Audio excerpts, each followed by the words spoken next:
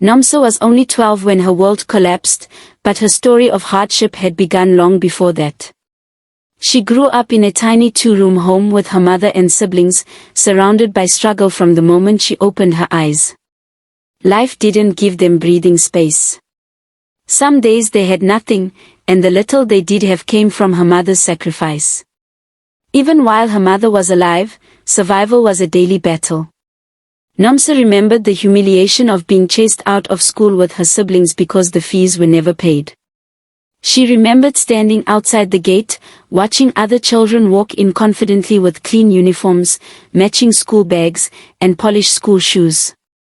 Meanwhile, she had only one uniform, faded, torn, stretched in some places, tight in others. Her school shoes were oversized hand-me-downs that made a flapping sound when she walked, but she wore them proudly because they were all she had. Christmas never brought new clothes. Birthdays passed like any other day. Their lives were built on hope and disappointment, hunger and small miracles. Her mother worked tirelessly, washing laundry for neighbors, cleaning houses, doing anything she could to keep her children alive. Even when exhausted, she still told stories at night so they wouldn't forget what joy felt like. But one morning, everything changed. Her mother didn't wake up. Just like that, Nomsa lost her anchor, her provider, her comfort. And since her father had died when she was 5, a memory too distant to hold on to, she suddenly felt like she had no parents in the world. After the funeral, she was taken in by her mother's sister. Nomsa truly believed that life would turn around. Her auntie lived comfortably. Her children had everything Nomsa used to dream about: electricity without interruption, food that never ran out, new clothes every season. But comfort didn't equal love. Nomsa soon realized she was not wanted. Her cousins treated her like an outsider, whispering about her behind closed doors. They mocked her background and reminded her she didn't belong. They hid their food, locked their rooms, and made her feel small. The pain was different from poverty, it pierced her spirit. And even in that new house, the school fee struggle continued.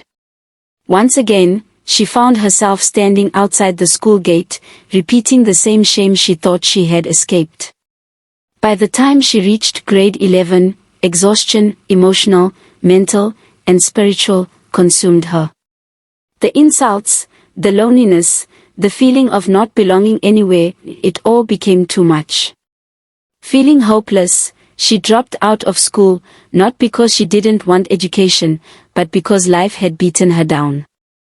She moved in with a boyfriend who promised love and safety. She thought she had finally found someone who cared.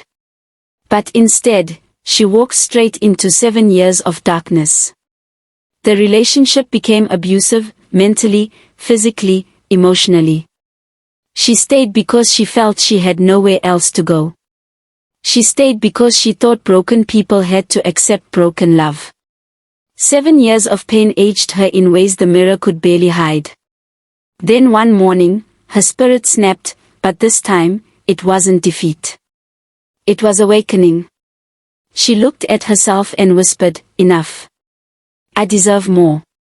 With courage she didn't know she had, she packed her things and left with her 3 children. Her family couldn't help, not because they didn't want to, but because they were also struggling. Nomsa had no money, no plan, no support system. But she had a decision: she chose to change her story.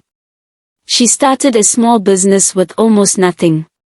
At first she sold anything she could get: snacks, second-hand items, small products, whatever would bring in a few coins. There were days she slept hungry. Nights she cried quietly while her children slept.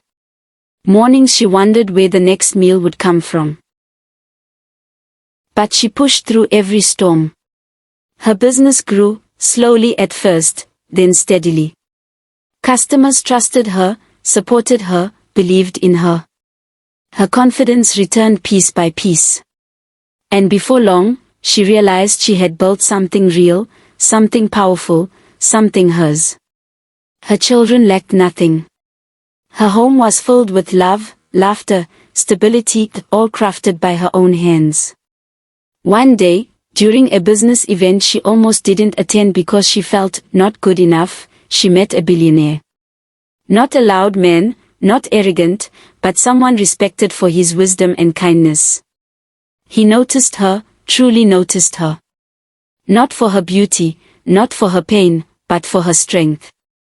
He listened to her story, admired her resilience, and saw in her what she had once lost sight of, a woman capable of greatness. For the first time in her life, Nomsa felt seen in the right way. Not as a burden, not as a charity case, not as a broken soul, but as a woman of power, courage, and purpose. Her journey became proof that no matter how dark your beginning is, you can still rise. No matter who leaves you, who hurts you, or who doubted you, you can still rewrite your story. Nomsa's life teaches us that pain is not the end. Struggle is not a life sentence. You can rise from poverty. You can rise from rejection.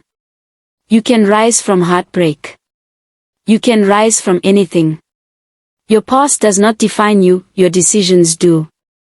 So if you're listening to this right now, remember. You have the power to change your story. You have the power to rebuild. You have the power to rise again, stronger than before. If this story inspired you, don't forget to follow, like, comment, and subscribe for more powerful stories just like this.